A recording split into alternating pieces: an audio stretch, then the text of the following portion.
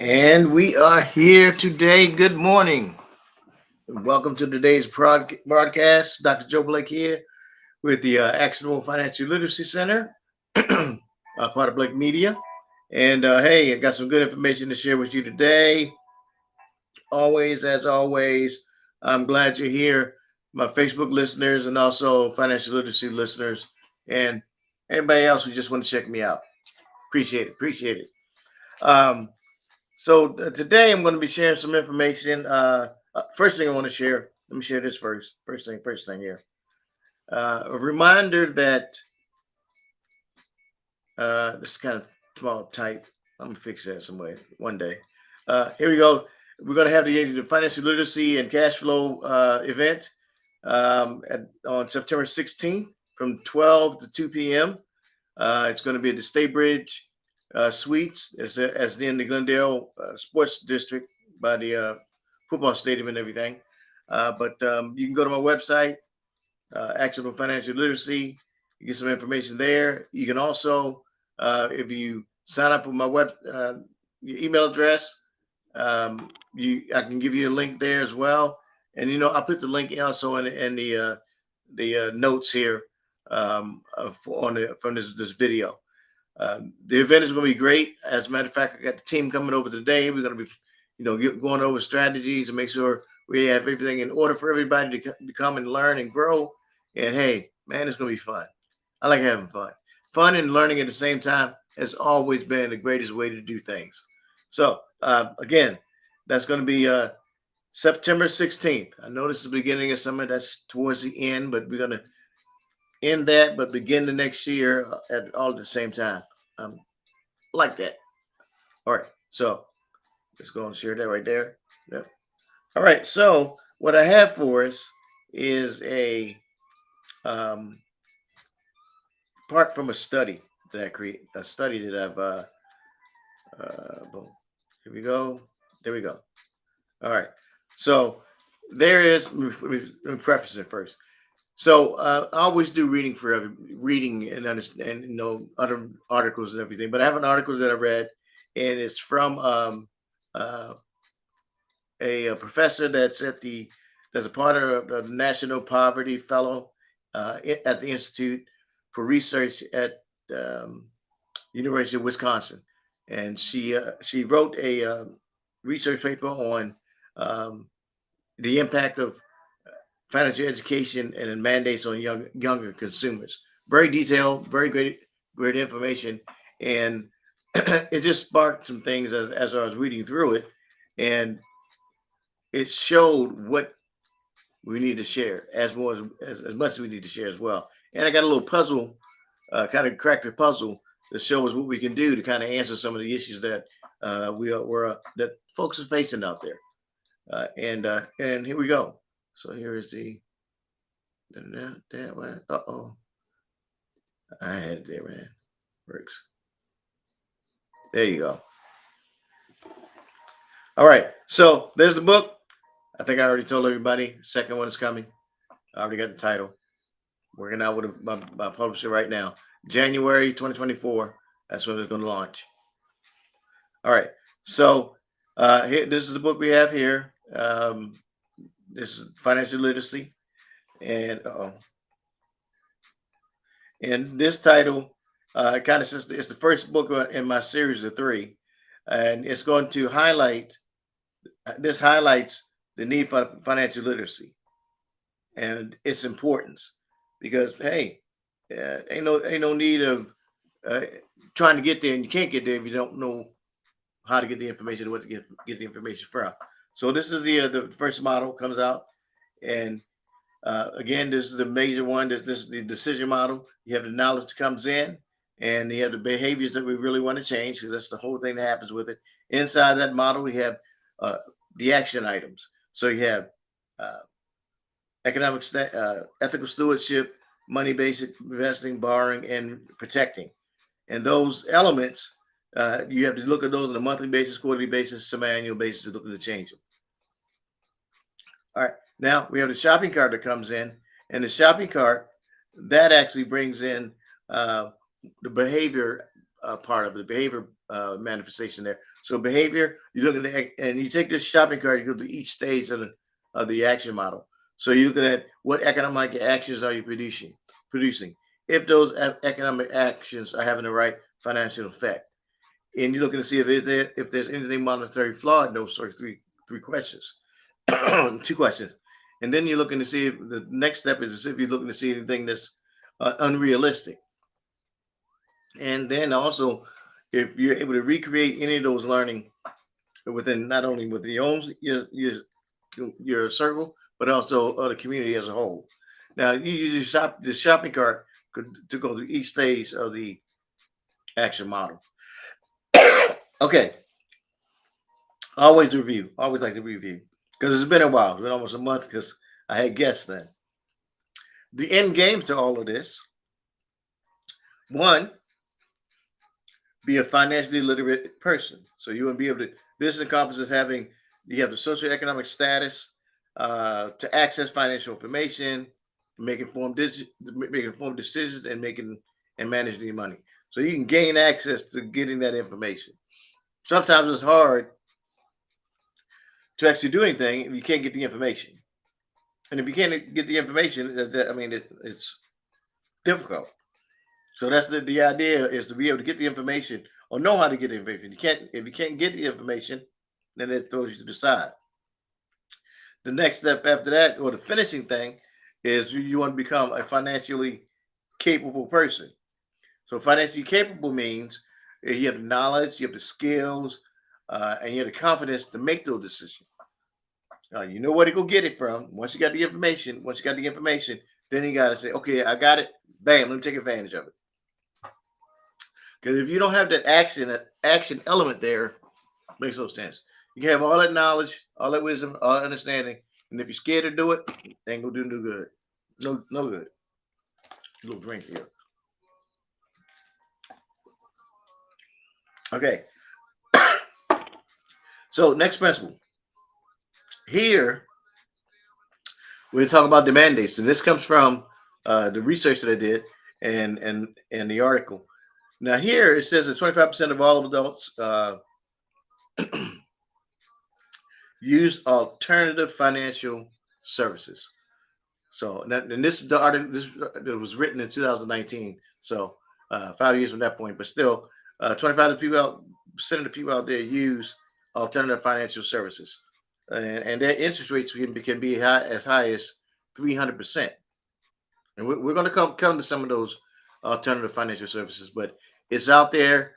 I think it's more than 25%, but there's a lot of folks that actually use these type of services. The other thing, you got those services. Um, they include title loans. You heard of those? Pawn shops. You have payday loans, pawn services, tax refunds is another one. The refunds that come out, got to get those, and then rent to own type places. Now, you at some point in your life, you may have used some of those, but those services are out there, but there's so many of them, and they get engaged with people, and it's hard for folks to once they get into that cycle to get out of it. Normally, and this article talks about the age group of 18 to 34. 18 to 34, and that's when he's just starting out life. And you're just starting out life, you're not making a whole lot of money because you're 18. But maybe you want to get an apartment, you try to get a car, you have no credit, and it's like, okay, how's this going to work? So you get these type of services to help you bridge the gap to get it going on. And so you start that way, not knowing anything else. That's the route you take. So the generational wealth side of it. Now, obviously, if we had family members or we had a grandpa or grandma that gave us the funds, we could start our life a little bit easier. Wouldn't have to use those type of services to springboard out. But the wealthy does that has done that forever. But the bulk of the middle class, we didn't have that option. So individuals see these financial, but if when somebody receives financial education, the probability and the frequency of resorting to those payday type loan things lessen. So once you understand how the money is working, how these loans kind of keep you in that debt, knowing that in the beginning of your life, you know, it's best to kind of save first before you start to do anything, because you can't get those loans will keep you like a treadmill and a rat race, like the game cash flow. It keeps you in that rat race and you can't get out. So you got to recognize that. But the way to get out of that is to start putting money aside. That's a principle. You know, that's seed time and harvest. You got to plant the seed, give some time, then you reap the harvest. That's how you get yourself. You start to dig yourself out of the pit, like Joseph was saying. All right. So then here, and it was 2015 study. Now they're saying the high school students must complete a personal finance course. Back in 19, well, when did I graduate? 1984. They didn't have personal finance courses. 1984. I don't think before then. They may be having them now, learning something about personal finance so you can have that understanding before you go out into life, before you get out there. For majority of us, we've learned maybe from the people we've been around, what we've read sometimes in books, and what our parents taught us or didn't teach us. That's how we learn personal finance. Some of it worked out, some of it worked out, some didn't work out.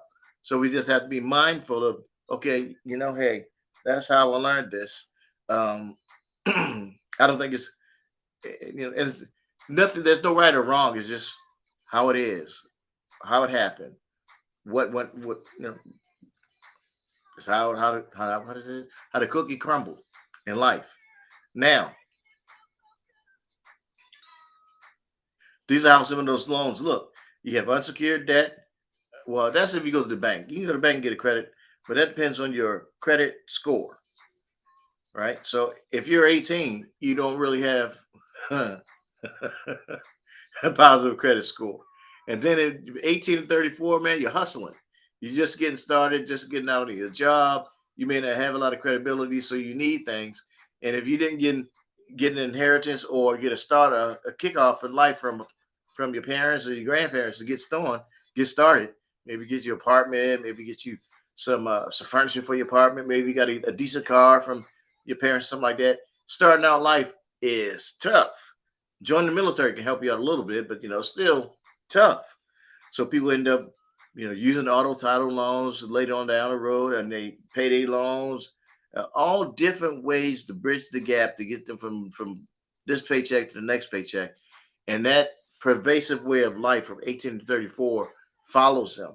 And then later on down the life, down the road, they try to get themselves out of it, and then you can find yourself 60 years old, finally get to the point where you can put money away, but it's time to retire. And as I mentioned before, there's nothing wrong with being old and nothing wrong with being broke. But if you're old and broke, that's when it's a tragedy. All right. So how do you get through this? How do you get out of it? No matter if you're younger or old. No matter if you're younger or old. How do you get out of it?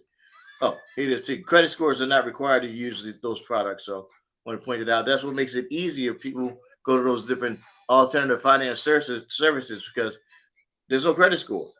And if your credit score, if you don't have a credit score, or if your credit score is real low, I mean, there's no problem. You can go get the thing. So that kind of sucks you in, and once they get you, to kind of got you on a chokehold, can't get out. Can't get out. Until somebody points it out to you that this is happening. It's happening. So, all right. So after that, the answer for success, there's one truth. Financial wealth. That's one truth. But there's many paths to that truth. So what do you have to do is find that one path. You find your path and you choose it. And there's different paths that are out there. There's Susie Orman has a path. What's the guy's name? Dave Ramsey has a path. Well, Dr. Joe has a path. Whatever path fits you. So I don't know it. I don't know it all, but I do know a lot. Right. So you choose the path that fits you, and it gets you there. And you follow that path. You stay so you follow that course until you're successful. If it don't work, it ain't working for you. You got to change ship. You got to jump ship. You got to do it. Get yourself in a better position. So the answer I have here Partly is the four windows of success. Now, four windows of success is something I would use for my clients for years. Then I did some more research and I found out that Stephen Covey had a four windows of success, and in one of his books, in the eighth habit, the effectiveness to greatness was in this book. So I was like, wow, isn't that something? So I looked at his Stephen Covey's four windows of success and what they meant. So we have one thing. Okay. So then we have the first window is mental window. Window reflects our intelligence to analyze reasoning and things of that nature. Second window is a physical window, which relies on our body, health, well-being, and physical intelligence. Then there's the emotional window, which deals with emotional intelligence, understanding, and controlling our emotions, and empathy. And then the last one is the spiritual window. This window represents spiritual beliefs and the sense of purpose. So those four windows, he used that for life. So that's planning, taking care of life, and you take care of those things today. It makes your life greater later on down the road. So to succeed, you got to focus on that self development and that balance, and be able to work on your personal life and your professional life, and it leads to a purposeful achievement. Part of it is called referred to as design causality, and that's something I'll share later. But that's the doctoral side of me. But design causality, you're creating intended consequences in the end. So you got the mental window, physical window, spiritual, and then the emotional window. So how does that relate to the four windows that we share?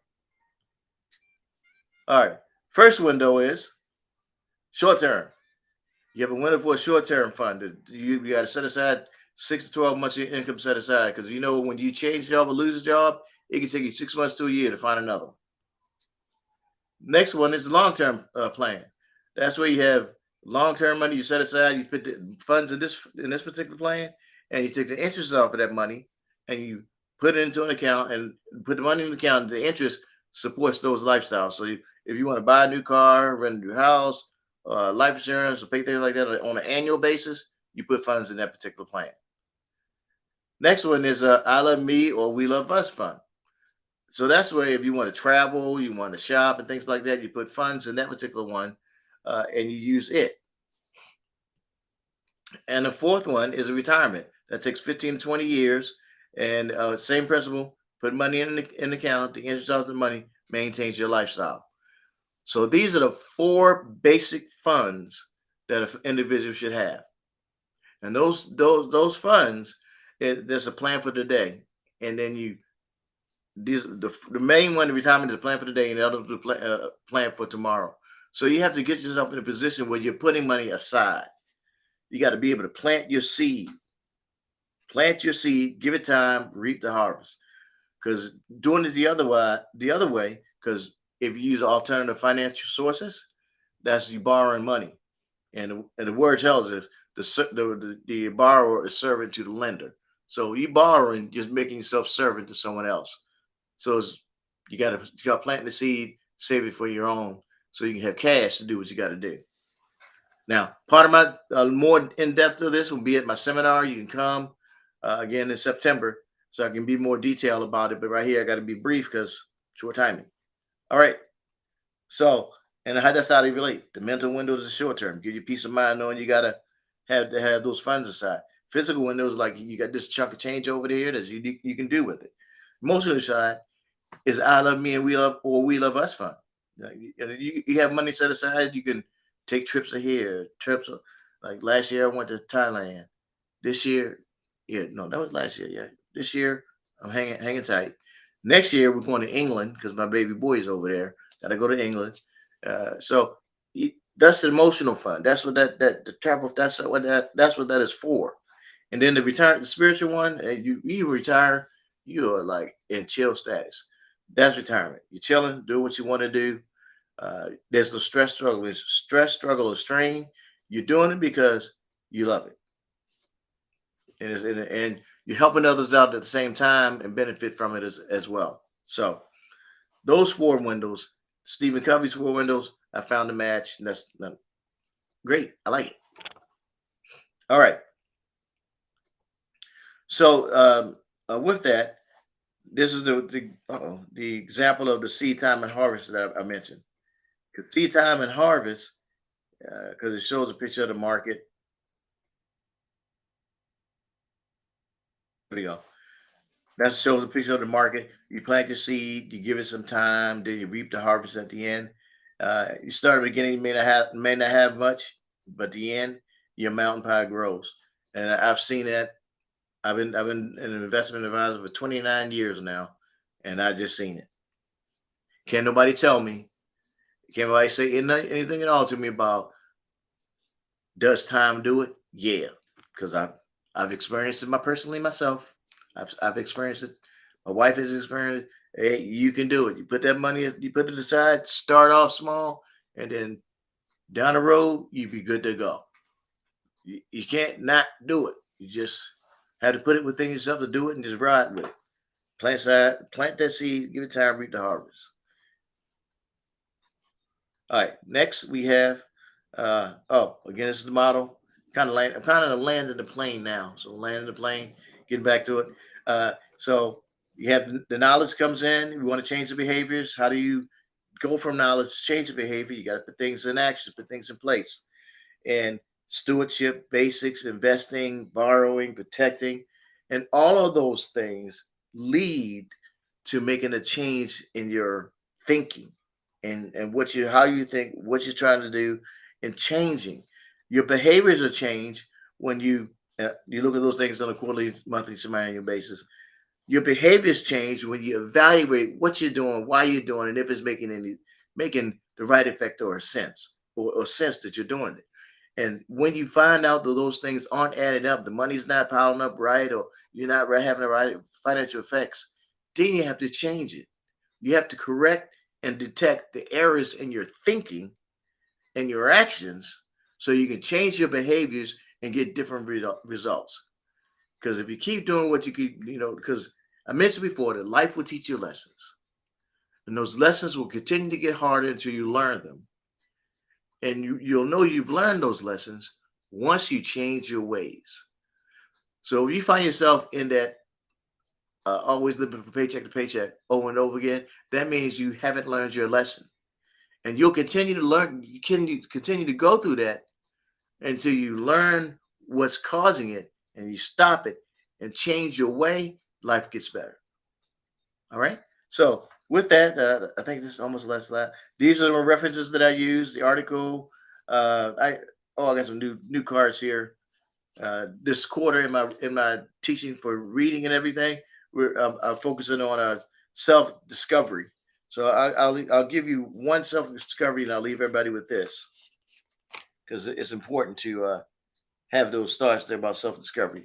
But what do you want to make a stand for, and why? So, what do you want to make a stand for, and why in your life, for your future, for your children's future? What do you want to make a stand for, and why? As you understand that and you continue to do it, life will continue to get better. All right. So, with that, this has been Dr. Joe Blake here at the Accidental Financial Literacy Center, where we help you get your financial point across. And hey, I hope you learned something from today. Got some great information. And next week I'll be back again to have another guest on, be sharing about his franchising business. So franchising. So again, have a great one and have a great day.